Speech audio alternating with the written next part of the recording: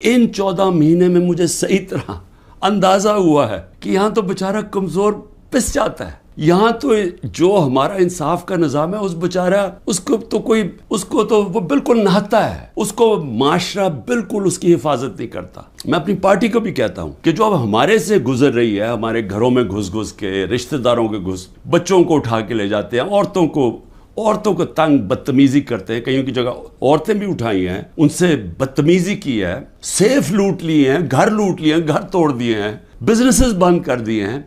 तो ये जो हमारे से हो रहा है ये सारे कमज़ोर तबके से होता है पाकिस्तान में, जब वो ताकतवर के सामने उसका टाकरा होता है। मेरा जो आज अज़म है वो और स्ट्रॉन्ग हुआ है और मजबूत हुआ है कि ये एक जहाद है इंसाफ की। क्यों अल्लाह के पैगम्बरों ने सब ने इंसाफ के ऊपर बात की थी? क्योंकि ये इंसानों को आज़ाद करता है। हमारे लोग गुलाम हैं। हकीकी आज़ादी इसलिए है। तफ्तीश क्या थी जी कि 9 मई को बहुत बड़ी साजिश हुई और आप मुझे पूछ रहे हैं कि आप साजिश का हिस्सा थे। मैंने उनको कहा साजिश हुई, इसमें कोई शक नहीं, वो साजिश थी, लेकिन साजिश से फायदा किसको हुआ और नुकसान किसको हुआ? अगर साजिश से हमें फायदा होता तो तभी आप कहते ना कि हमने साजिश की है। ये सारे जो आज ऊपर बैठे हुए हैं इनको फायदा हुआ है, और इनको फायदा किसने करवाया? मुल्क की एस्टेब्लिशमेंट ने। और इन्होंने कामयाबी से एस्टेब्लिशमेंट को इस्तेमाल किया और इन्होंने उस एस्टेब्लिशमेंट को उनके साथ मिलकर साजिश की। ये साजिश कभी ना होती जब ये दोनों मिलकर ना करते। और बहुत बड़ी साजिश हमारे से नहीं हुई, पाकिस्तान से हुई है। पहले से ही तैयारी थी कि जो भी रद्द अमल आएगा वो पहले से तैयार बैठे थे कि इन्होंने ये बिल्डिंग चलानी है। और मैं इंशाल्लाह जिस दिन इंडिपेंडेंट इन्वेस्टिगेशन हुई मैं साबित करूंगा। अस्करी टावर्स का एक गवाह है और कोई पता नहीं वो वीगो डाला वहां पहुंच जाए और उसको उठा के ले जाए। उसकी पूरी रिकॉर्डिंग है कि वहां क्या हुआ था। वो कोई तरीके इंसाफ नहीं थी जब अस्करी टावर चलाया गया। और क्या आज आईजी पंजाब जो दंदनाता फिर रहा है, क्या इससे किसी ने नहीं पूछ रहा कि वहां से 2 घंटे लग रहे हैं, वो लोग आ रहे हैं और या प्रोटेस्ट करने के लिए? किसी ने नहीं पूछना उससे कि जनाब आपकी पुलिस किधर थी? सारी जगह तो टेयर गैसिंग कर रहे थे, सारी जगह तो खड़ी थी, इधर क्यों नहीं गई? और किधर गया वो सीसीटीवी कैमरा? क्यों नहीं उसकी फुटेज आई सबके सामने? क्यों नहीं इंडिपेंडेंट इंक्वायरी हुई? कोर कमांडर घर की साजिश थी और इंशाल्लाह ये साजिश आएगी सामने। मुझे कहते जी आपके लोग क्यों गए वहां, कंटोनमेंट में क्यों गए, तो फलानी जगह क्यों गए? आपने पहले से तैयार किया हुआ था। मैंने उनसे पूछा कि जब मुझे कमांडो एक्शन से उठाया जा रहा है वहां, तो किधर जाना था लोगों ने प्रोटेस्ट करने? तो उसकी बातों से मुझे ये लगा कि आपको पुरअमन एहतजाज करने की इजाजत नहीं है कहीं जीएचक्यू के सामने या कंटोनमेंट के सामने। मुझे बताएं आइन में किधर लिखा हुआ है? कहीं आइन में लिखा हुआ है तो मैं मानूं कि मैंने कानून तोड़ा है। आइन में लिखा हुआ है कि आपका हक है, हर पाकिस्तानी का हक है कि जब नाइंसाफी हो, समझे, नाइंसाफी के खिलाफ आप प्रोटेस्ट कर सकते हैं पुरअमन तौर पे। इसका मतलब कि आपने कहा है कि अगर वो कानून तोड़ें भी तो वो कानून से ऊपर हैं। आप ये मतलब हो गया ना इसका।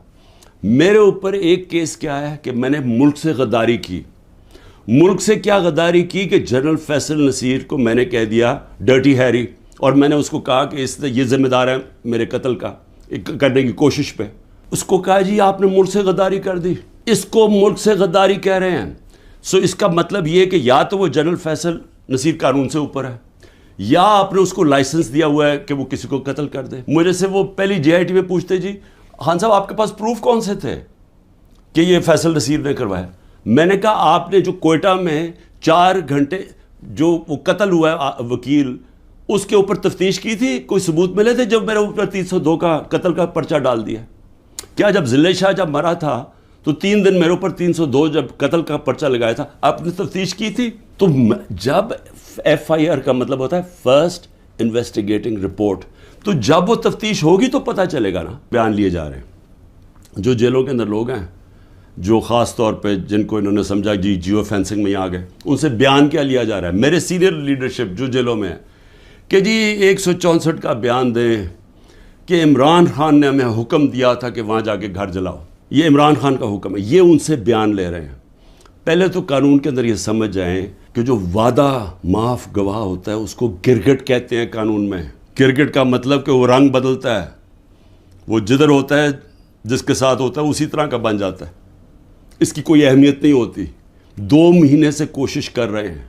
اعظم خان کو ادھر پکڑا ہوا ہے, سینئر پاکستان کا سینئر بیوروکریٹ, اس کو اغوا کیا ہوا ہے. اس سے پوچھ رہے ہیں کہ عمران خان کے خلاف کوئی بیان دو, کوئی 164 کا وعدہ معاف ہوا. ٹی وی پروگرام پہ کہہ رہے ہیں, ٹی وی پروگرام کے شرم بھی نہیں آ رہی کہ کیئر ٹیکر کا مطلب ہوتا ہے غیر جانبدار, نیوٹرل. وہ کہہ رہے ہیں جی ہم نے بانٹا تھا کہ اس کو اتنے نمائندے اے این پی کے آئیں گے, اتنے جے یو آئی کے آئیں گے اور اتنے فلانے کے آئیں گے. تو یہ تو یعنی اگر ہماری, مجھے افسوس ہے عدالتوں میں بڑا پریشر ہے, لیکن اسی کے اوپر سو موٹر ایکشن لیں کہ کیسے کیئر ٹیکر گورنمنٹ ہو سکتی ہے جو کہ تینوں پارٹیز کی بن گئی ہے. گورنمنٹ منسٹرز کہہ رہے ہیں کہ جی دیکھیں عمران خان کے, اسرائیل نے عمران خان کے لیے سپورٹ کر دیا. میرے بیان صرف یہاں نہیں ہیں, 2 پاکستان میں بھی ہیں اور امریکہ کے اندر جا کے میں نے یہ بیان دیا ہے. یاد رکھیں امریکہ کے اندر سب سے تکڑی لابی اسرائیل کی لابی ہے. امریکہ کے اندر سن لیں کہ میں نے بیان کیا دیا, اور پاکستان میں بھی جو پرائم منسٹر ہوتے ہوئے. امریکہ میں میری بیان کی کیا اہمیت ہے, کیونکہ یہ جو 2 ہیں نا, نواز شریف اور زرداری یا ان کے بچے, میں چیلنج کرتا ہوں کہ یہ جا کے امریکہ کیا پاکستان میں بیان دے دیں ان کے خلاف, لیکن امریکہ میں جا کے دیں. ان کی اتنی جرت نہیں تھی کہ جب امریکہ نے اور ہندوستان نے مل کے موڈی کے دورے پہ امریکہ جب جوائنٹ سٹیٹمنٹ دی اور انہوں نے کہا کہ پاکستان کا نام لیا, بائیلیٹرل ٹاکس میں پاکستان کا نام آتا ہے کہ جی پاکستان کراس بارڈر ٹیررزم کر رہی ہے اور پاکستان کو بند کرنی چاہیے. کسی کا بیان نکلا کسی کے منہ سے, کہیں وہ بیٹھا ہوا نواز شریف کہ اس کے منہ سے کوئی آواز نکلی, کہیں زرداری کے منہ سے کوئی آواز نکلی؟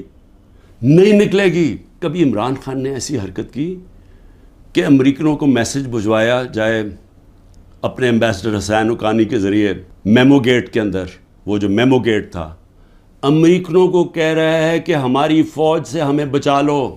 اس کو آج پرائم پوزیشن میں بیٹھا ملک کے فیصلے کر رہا ہے. اور دوسرا جس کو اتنا پیار تھا مودی کے ساتھ کہ اس کو گھر پہ شادی پہ بلا لیا, جبکہ وہ پاکستان کے آرمی چیف کو دہشت گرد کہہ رہا تھا موڈی. وہ کہتا پرائم منسٹر ٹھیک ہے لیکن وہ تو پتلا ہے, دہشت گرد پاکستانی فوج کو کہہ رہا تھا. ڈان لیگز کے اندر کیا ہوا, وہی کہہ رہا تھا نا کہ ہم تو بے بس ہیں جناب, ہماری فوج دہشت گردی کر رہی ہے. وہ لوگ آج ملک کے فیصلے کریں اور وہ باہر بیٹھ کے اپنے بڑے بڑے محلات کے اندر, اربوں روپے کی پراپرٹیز کے اندر وہ بیٹھ کے جناب وہاں فیصلے کریں کہ جی ملک میں کیا ہوگا, ملک میں الیکشن کب ہوگا, وہ فیصلے کریں. اور یہاں کیا نظر نہیں آ رہا ہماری اسٹیبلشمنٹ کو؟ آپ کو نظر نہیں آ رہا کہ یہ کر کیا رہے ہیں اس ملک کے ساتھ؟ بڑی خواب ہے پاکستان کی, بڑا اس کے لیے بہت بڑے ذہن تھے علامہ اقبال, اس کے لیے جس نے کس طرح کی سٹرگل کی, وہ بہت ہی بڑے لیڈر تھے, قائد اعظم. یہ ہمیں بدترین غلامی کی طرف جو لے کے جایا جا رہا ہے, نہ کوئی انسانیت رہے گی, نہ کوئی حقوق ہے, جو مرضی چاہے کریں, کوئی قانون توڑیں, چوروں کو اوپر بٹھا دو. جو فورن پالیسی ایسی ہے کہ ہم ساری دنیا میں ذلیل ہو رہے ہیں آج. میں بھی ہر قربانی کے لیے تیار ہوں اس ملک کی آزادی کے لیے, اور میں آپ سب کو کہہ رہا ہوں کہ آپ کو تیار ہونا پڑے گا قربانی کے لیے, کیونکہ آزادی گھر میں بیٹھ کے نہیں ملتی. زنجیریں گرتی نہیں ہیں, توڑنی پڑتی ہیں, جد و جہد کرنی پڑتی ہے.